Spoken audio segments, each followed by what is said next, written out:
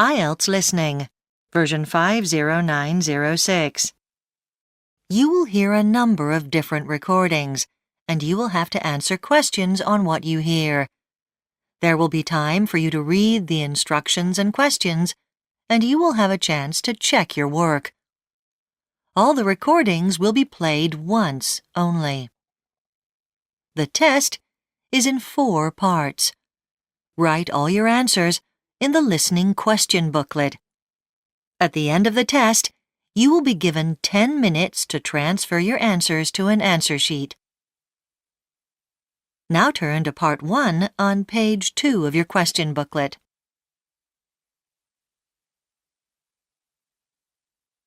Part 1. You will hear a conversation between an assistant in a post office and a customer who needs to send a package overseas. First, you have some time to look at questions 1 to 8.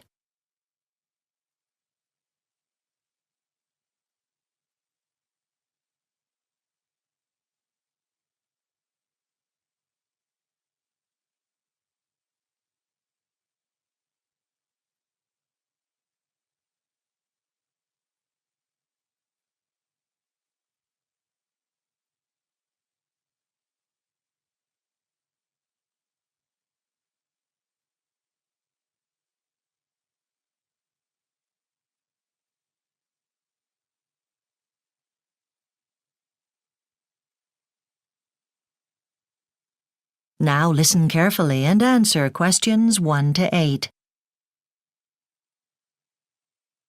Hello, can I help you? Yes, I'd like to send this package to the USA urgently, but I'm not sure what the best way of sending it is. Well, first of all, when does it need to get there? Well, it's Tuesday today. It's absolutely got to be there by Friday. Ideally, I'd like it to be there by Thursday, but I realise that might be difficult. Okay, well, there's courier post, but that takes 4 working days, so that would be next Monday. Or a slightly more expensive service called International Express, which will get there in 3 working days. Okay, I'll use that then. It's really got to be there as quickly as possible. Okay. Can I just take some details from you for the form? First of all, what's your name? Peter White. And your address? 14 Mountain Road. And where's that? That's in Lakeview. Okay, now who are you sending the package to? Anna Hillman. That's Hillman. And what's the address? Apartment 228, North Building, Okay. Upper Park Avenue, And what city is that in? New York. Now, I need a description of the contents of the package, just so customs know what's being sent. I'm sending books. How many are you sending? I need to give the number. And there are 6 in total. Right. And is there anything else in the package? Yes, some photographs. Okay.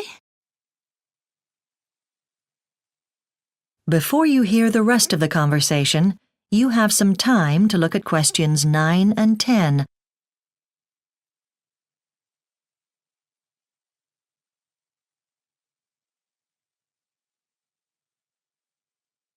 Now listen and answer questions 9 and 10. Now, would you like to insure the contents? It might be a good idea. All right. Now, can we just weigh the package and I'll tell you how much it's going to cost? Here you are. It's heavy. It's just over 4 kilos, so let's see, that's going to be $98 altogether. Will I be able to get a receipt with that? Yes, of course. Now, if the package gets lost, you should contact us as soon as possible. It's very unusual for anything to go missing, but just in case, your receipt has an ID code on it which we will need to be able to trace the package. Right. So will I also need to bring in the receipt and the delivery form to you if it does get lost? No, you can just give us a call with the ID code, okay? Now, is there anything else I can help you with? No, that's all. Thanks for your help. That is the end of Part 1. You now have 1 minute to check your answers to Part 1.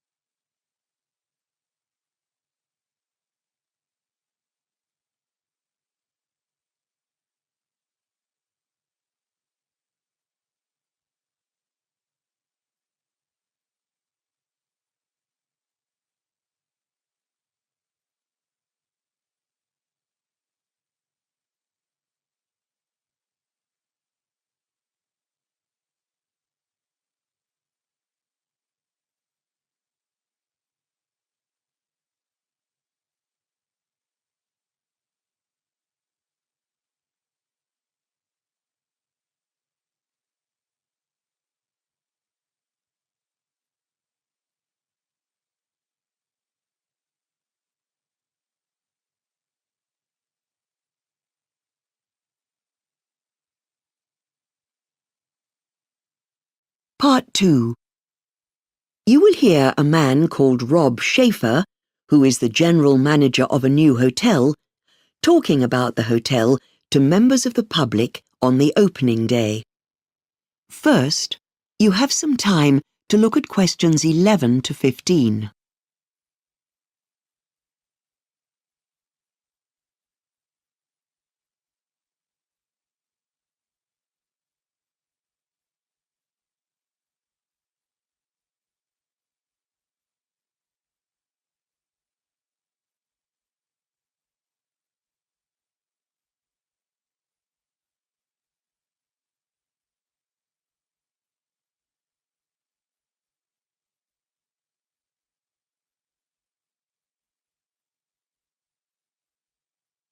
Now listen carefully and answer questions 11 to 15. Well, let's get started. I want to thank you all for coming along to the opening of the Montana Resort Hotel. My name's Rob Schaefer, and I'm the general manager here. We're very glad so many of you have come along to see the beautiful facilities we have here at the hotel. We feel we're exceptionally located, convenient for the city, but far enough from the flight path to and from the airport so that guests won't be disturbed and will be able to recharge their batteries in these uniquely peaceful surroundings. Firstly, the guest rooms. What we call the standard rooms are about 80 square feet, very spacious. These come with one king-size bed or with 2 double beds and a refrigerator, and as far as price goes, they go up to $210 per room, but at the lower end of the range, you can get one for just $145. So these are very suitable for our more price-conscious guests. Then there are deluxe suites. These have a separate living room as well as the bedroom. The bedrooms are slightly larger than the standard rooms, with huge windows, and each one has a balcony where you can sit out and enjoy the views, either of the golf course or the mountains, depending which way the room is facing. We welcome families at the hotel. Extra beds for your room can be provided for young children at no extra cost, and that's true even in the summer. Also, we have some rooms that adjoin one another, with a door connecting them. We expect that these will attract parents who want to be able to check that their children are safe easily. All our guests can benefit from the fine dining opportunities in the hotel. In the grill room, guests can watch the flames fly as food is sizzled by the restaurant's master chefs, while the Pantheon restaurant has facilities for intimate dining or large dinners and a live jazz band that spices up the evenings from Thursday to Saturday. Finally, the Montana Cafe is open 24/7 for anything from a coffee or a sandwich to a more substantial meal. Before you hear the rest of the talk, you have some time to look at questions 16 to 20.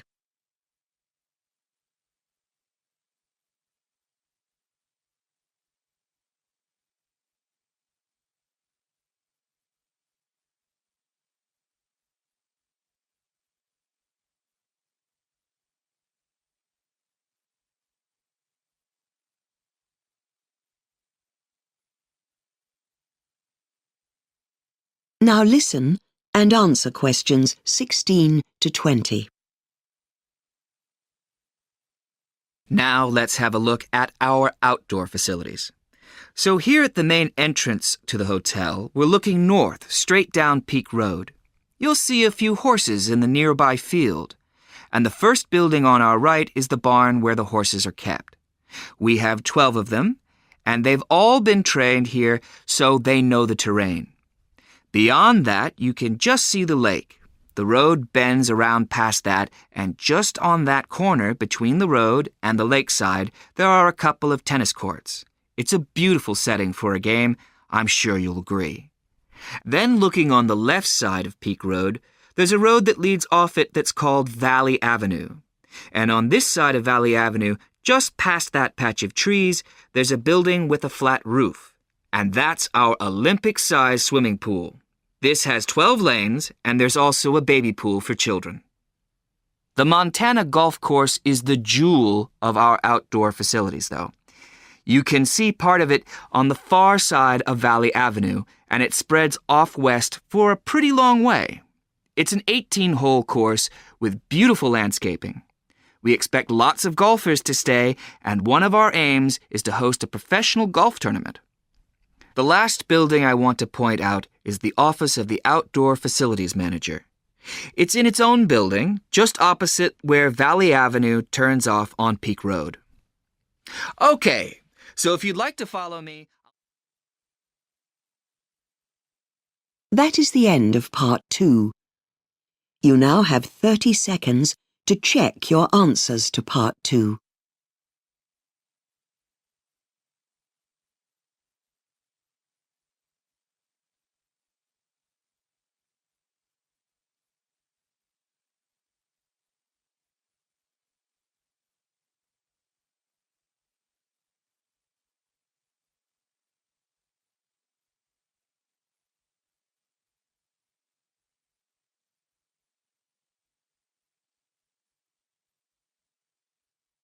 Part 3. You will hear a discussion between a student called Mike and his tutor about Mike's proposed project on oral history. First, you have some time to look at questions 21 to 25.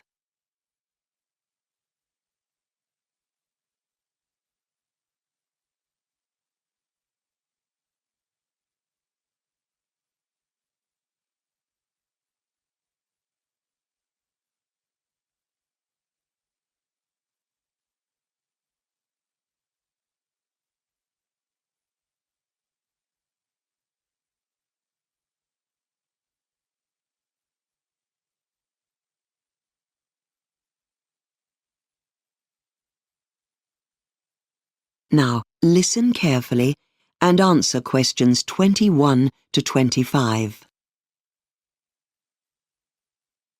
Thanks, Mike, for dropping by. I've read the proposal for your project, which is an oral history of the local football team, particularly the time around 1983 when they won the league championship. But first, how do you define oral history? Well, in fact, I used the definition you gave us last year in our research methodology class. I found the handout in my file. The definition says that oral histories are planned interviews or conversations about some aspect of the past which is considered historically or socially important. The interviews are with people who took part in whatever it's about, so there'll be a record which historians can use later for all those academic articles they write. And although history textbooks are mostly about famous people and important events, oral history can be about ordinary people doing ordinary things. Oral history really seems to have started in the States. You're right. In fact, the first modern oral history interviews were done by a historian in New York. By that time, audio technology had improved so much that it was fairly easy to record those interviews. I was also interested in how the internet has contributed to oral history studies. Yes, it means that lots of people can access the material, and that's great.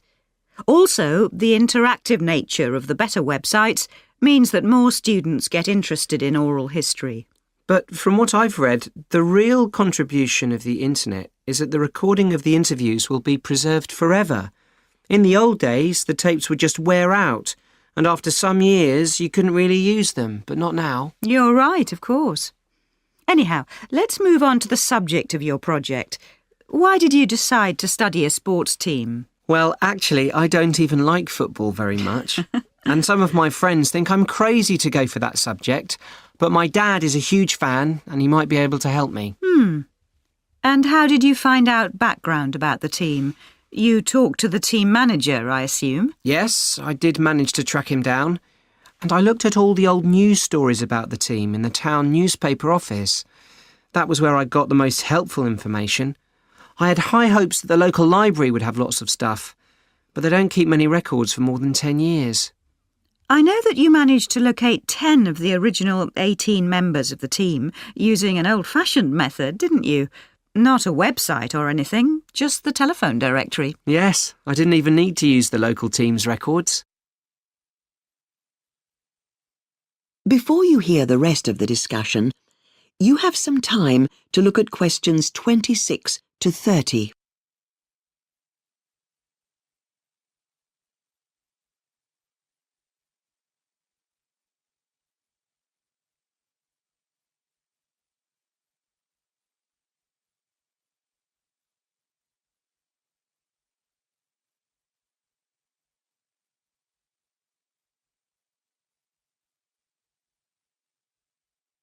Now listen and answer questions 26 to 30. OK, now I've read your proposal carefully. Overall, your plans seem excellent, but I want to discuss how you might improve them. Great. I've read through the list of questions you've drafted. I felt most of them are rather complex to be processed as oral questions. You don't have too many, which is good, but you should try to do something about that problem. Right. I'll work on them. And the time you've allotted for each interview. Actually, I think you may have scheduled too much time for each. You want them to be tight, not going on and on. That makes for better results. I can change the schedule. One thing I'm nervous about is the recording equipment I use. I've got an old recorder. It runs without making too much noise and it isn't complicated, but it sometimes just doesn't seem to work. It stopped during an interview I tried out with my dad. Well, the important thing is just be ready if anything happens. Or take some spare batteries, or even an extra recorder. Now, I'm a little concerned with the subjects you've chosen to cover. The topics seem quite general, not very specific. For example, why did they like playing for this team? You need to talk about more exact things and feelings. That way your results will be more valuable. I'll try to refine them. And, you know, the plan for my report seems to be just to report back more or less what the players say, what happened, when, what they each did and so on. But I'm not sure about that. Yes. Although your outline seems long enough, change it to indicate that you plan to include your own evaluation of the data you get from your interviewees. Anyhow, best of luck on your project. I look forward to seeing the results. Thanks for your help and... That is the end of part 3. You now have 30 seconds to check your answers to part 3.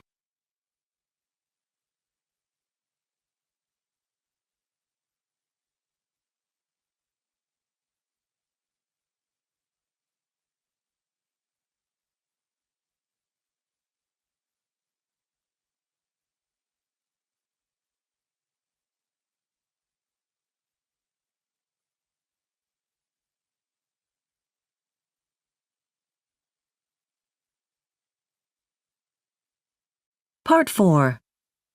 You will hear a lecturer talking to a group of biology students about recent plant studies. First, you have some time to look at questions 31 to 40.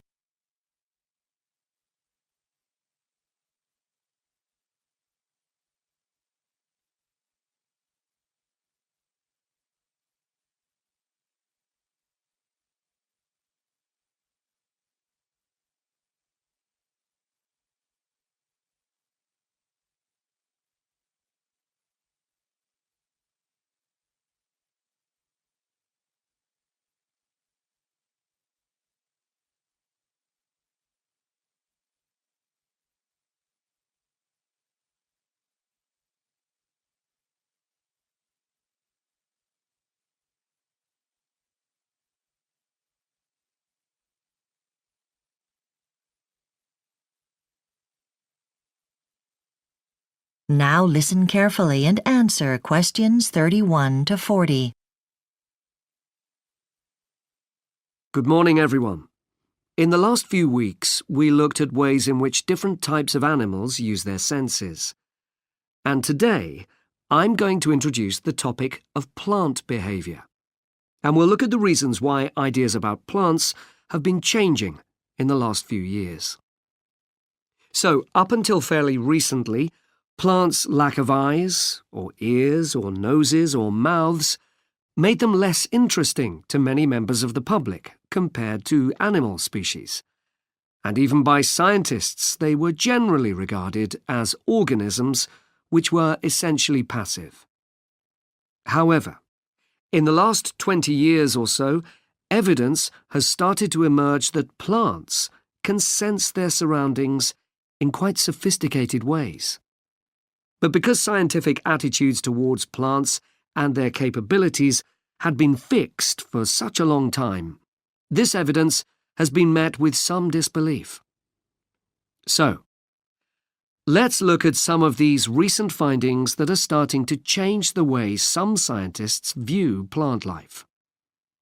It all began with a Canadian study that looked at a species of plant known as the Great Lakes sea rocket. This is a wild plant which grows on beaches. In appearance, it's perfectly ordinary, with little purple flowers and a long stalk. But actually, the plant is far from ordinary. Normally, when the sea rocket detects other plants growing nearby, it quickly grows additional roots. This is so it can compete with these other plants for the available nutrients in the soil, by soaking up as many of them as possible. But scientists found that the sea rocket doesn't do that when the surrounding plants are related to it. And as even animals sometimes find this type of recognition difficult, such a finding was very unexpected. It was an ability that was previously unheard of in any other plant. Since then, it's been suggested that 2 other plants may have a similar ability. These are sagebrush and thornapple. It's been claimed that these plants can recognize the characteristics of their neighbors by sensing properties of the light that is reflected from them. The reason they are able to do this is that all plant species are slightly different to each other in this respect. So, each plant species has what you could call its own signature. Sagebrush and thornapple are able to recognize these. But scientists point out that this behavior is very different to the way that animals sense things.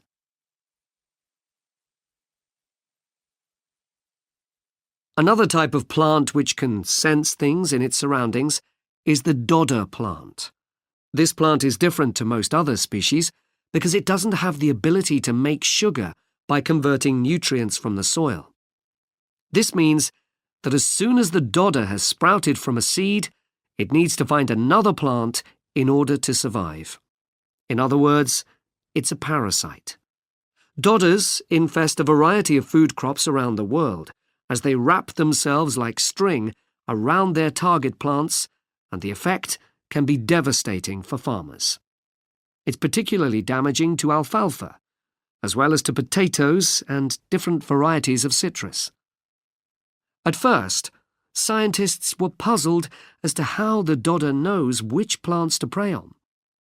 But now they found that the plant can identify a suitable host by sensing the chemicals that other plants release into the soil and air. What really surprised researchers was how extremely quickly and accurately the dodder identifies a possible host. They used time-lapse videos to study the mechanism, and saw from these that when the dodder is trying to check out its environment, it rotates in a circle, and then, without touching any other plants, it heads directly towards its selected host. It could sense reliably which type of plant it would grow best on. Scientists who were working on the project reported that the dodder sprout resembled a worm as it moved towards the other plant. Well, those are some examples of the new discoveries about plant characteristics. So, which direction is plant science likely to go in next? Many of the phenomena related to plant behavior that I've just described are now quite easy to observe, using up-to-date equipment. So, gradually, scientists are accepting the fact that plants are more capable than we used to believe. But although such plant behavior is often obvious to some scientists, That is the end of part 4. You now have 1 minute to check your answers to Part 4.